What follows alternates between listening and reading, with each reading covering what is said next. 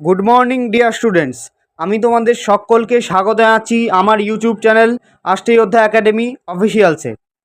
তো দেখো, আজকে আমরা ডেলি কারেন্ট অ্যাফেয়ার্সের সেশনটা নিয়ে চলে এসেছি। আমি তোমাদেরকে বলেছিলাম যে আমি এবার থেকে ডেলি কারেন্ট অ্যাফেয়ার্স আনবো। তো দেখো, সেই অনুযায়ী আমি আজকের ক্লাসটা আনছি।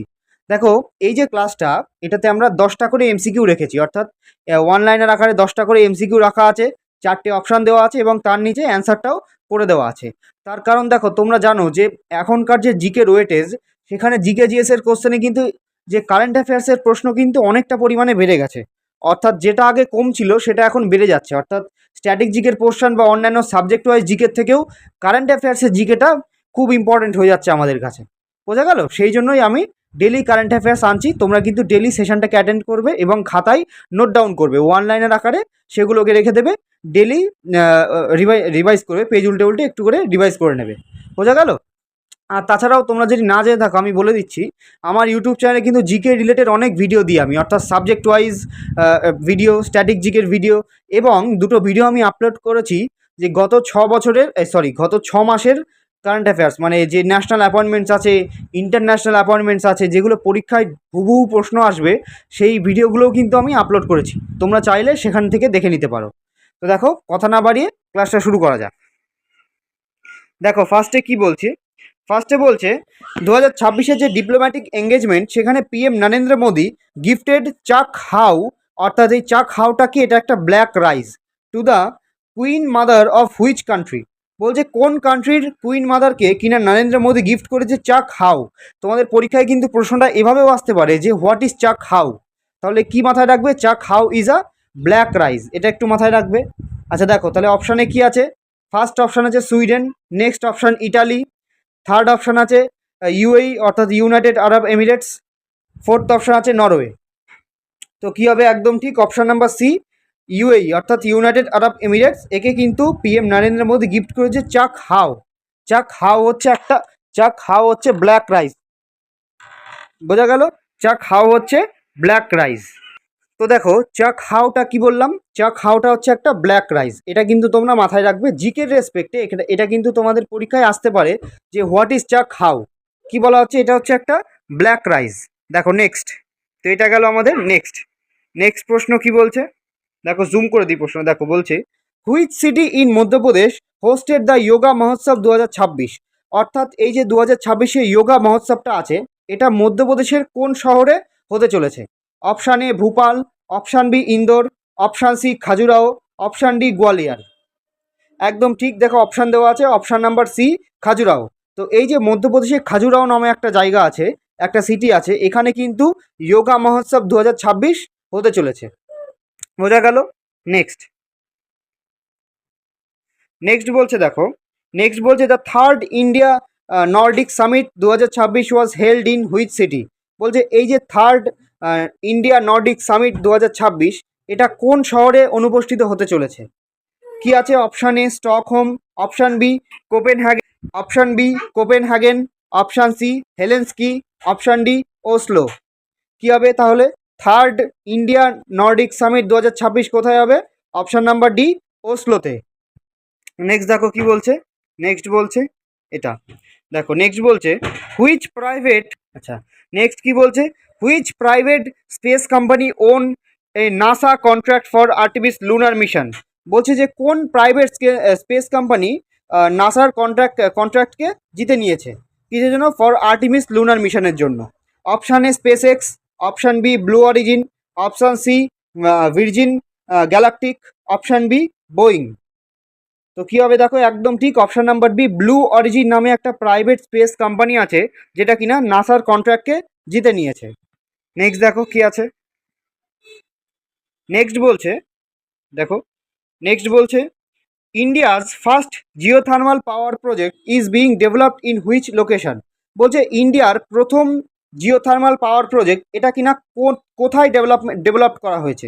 এটা কিন্তু তোমাদের পরীক্ষার জন্য খুব গুরুত্বপূর্ণ হয়ে যাচ্ছে, তার কারণে ইন্ডিয়াস ফার্স্ট, যেটাই ইন্ডিয়ার প্রথম হবে সেটাই কিন্তু তোমাদের পরীক্ষার জন্য গুরুত্বপূর্ণ হয়ে যাবে। সেই জন্য এই প্রশ্নটাতে ডবল স্টার রেখে দেবে। কেন? তার কারণ এটা ইন্ডিয়ার ফার্স্ট। কি বলেছে? India's first geothermal power project is being developed in which location. কি আছে? Option A Ladakh, option B Shimla, option C Dehradun, option D Tawang. কী হবে অপশান নাম্বার একদম ঠিক, অপশান নাম্বার এ লাদাখ। দেখো তোমাদের বোঝার সুবিধার্থে কিন্তু আমি একই স্লাইডে কিন্তু অ্যান্সারটাও কিন্তু রেখে দিয়েছি, তোমরা কিন্তু এগুলোকে খাতায় নোট ডাউন করবে এবং ডেলিকার বেসিসে রেডি করবে। তো একদম ঠিক option number A Ladakh. Next দেখো কি আছে। নেক্সট বলছে কি, how many individuals received the Padma Bhushan award in 2026, অর্থাৎ 2026-এ কতজন পদ্মভূষণ অ্যাওয়ার্ড পেয়েছে। দেখো আমাদের কিন্তু পদ্মভূষণ অ্যাওয়ার্ডের নাম কিন্তু জারি হয়ে গেছে। তো এই যে পদ্মভূষণ অ্যাওয়ার্ড, এর সম্পর্কে আমি ডিটেলে ভিডিও আনবো 2026-এ কারা কারা এই অ্যাওয়ার্ডটাকে পেয়েছে। আর আরেকটা কথা, যদি তোমরা না জেনে থাকো, আমার চ্যানেলে কিন্তু আমি স্ট্র্যাটেজিকের যে প্লেলিস্ট আছে ওখানে একটা ভিডিও আপলোড করেছি, সেখানে কিন্তু পুরো মেজর অ্যাওয়ার্ডস, টপিকটার নাম হচ্ছে মেজর অ্যাওয়ার্ডস। তো যত রকমের অ্যাওয়ার্ড হয়, অর্থাৎ ইন্ডিয়ার যত রকমের অ্যাওয়ার্ড, ওয়ার্ল্ডের রেসপেক্টে যত রকমের অ্যাওয়ার্ড, এই সমস্ত অ্যাওয়ার্ডের কিন্তু স্ট্যাটিক পোর্শনটাকে কিন্তু আমি ওখানে কভার করেছি। তো তোমাদের যদি স্ট্যাটিক পোর্শন কারোর উইক থাকে অ্যাওয়ার্ড সম্পর্কে, সেখান থেকে তোমরা কভার করে নিতে পারো। তো দেখো কি বললাম, how many individuals received the Padma Bhushan award in 2026, কতজন হবে, একদম ঠিক 13। এটা মাথায় রাখবে, কতজন, 13 জন কিন্তু পদ্মভূষণ অ্যাওয়ার্ড পেয়েছে 2026-এ। নেক্সট দেখো কি আছে। নেক্সট বলছে যে একটা ইনিশিয়েটিভ, নাম হচ্ছে AI engage initiative launched by Quad nations, is related to which sector. এই যে কোয়াড নেশন আছে আমাদের, অর্থাৎ ইন্ডিয়া, জাপান, ইউএসএ, তারপরে অস্ট্রেলিয়া, এদেরকে কোয়াড নেশন বলা হয়। তো এরা কিন্তু একটা ইনিশিয়েটিভ লঞ্চ করেছে যার নাম হচ্ছে এআই এঙ্গেজ। বলছে এই যে ইনিশিয়েটিভটা, এটা কোন সেক্টরের সঙ্গে রিলেটেড, কোন সেক্টরের সঙ্গে সম্পর্কযুক্ত। Option A cyber security, option B modern agriculture, option C space exploration, option D maritime security. তো একদম ঠিক অপশন নাম্বার বি, মডার্ন এগ্রিকালচারের সঙ্গে এই এআই এঙ্গেজ ইনিশিয়েটিভটা রিলেটেড, এই সেক্টরের সঙ্গে। এটাকে লঞ্চ করেছে কে, কোয়াড নেশনরা, ভালো করে মাথায় রাখবে। নেক্সট বলছে এটা, নেক্সট বলছে which ministry released the national data governance framework policy. বলছে এই যে national data governance framework policy আছে, এটাকে কোন মিনিস্ট্রি লঞ্চ করেছে। বলছে এই যে national data governance framework policy আছে, এটাকে কোন মিনিস্ট্রি অর্থাৎ কোন ডিপার্টমেন্ট লঞ্চ করেছে। কি আছে, ministry of home affairs, ministry of finance, আচ্ছা এখানে মেইটি অর্থাৎ ministry of electronics and information technology.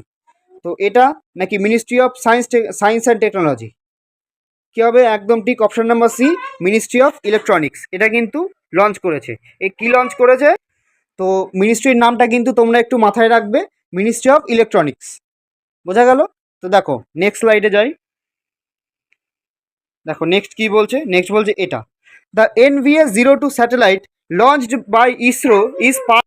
বলছে the NVS-02 satellite launched by ISRO is part of which navigation system. বলছে এই যে NVS-02 স্যাটেলাইট আছে, এটাকে লঞ্চ করেছে কি, ইসরো। এটা মাথায় রাখবে কিন্তু, এই যে NVS-02 স্যাটেলাইট আছে, লঞ্চ করেছে কোন organization, ISRO. Is a part of which navigation system, কোন নেভিগেশন সিস্টেমের পার্ট এই NVS-02 satellite. Option A GAGAN, option B NavIC, option T IRNSS-1A, আর অপশান ডি ভুবন।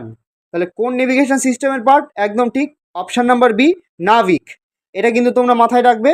এই যে NVS-02 স্যাটেলাইট আছে, এটাকে লঞ্চ করেছে ইসরো, এটা very very important.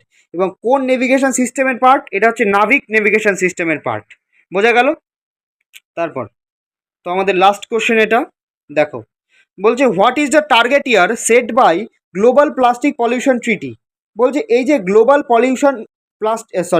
Plastic pollution একটা ট্রিটি সাইন হয়েছে, এখানে একটা টার্গেট ইয়ার রাখা হয়েছে যে প্লাস্টিক পলিউশনকে পুরোপুরি বলতে পারো পুরোপুরি ডিক্রিজ, বা এই যে পুরোপুরি খতম করে দেওয়ার মতো একটা টার্গেট ইয়ার রাখা হয়েছে।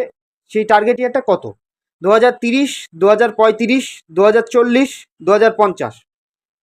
তো গ্লোবাল প্লাস্টিক পলিউশন ট্রিটির টার্গেট ইয়ার কত রাখা হয়েছে, একদম ঠিক 2040। এটা কিন্তু তোমরা মাথায় রাখবে।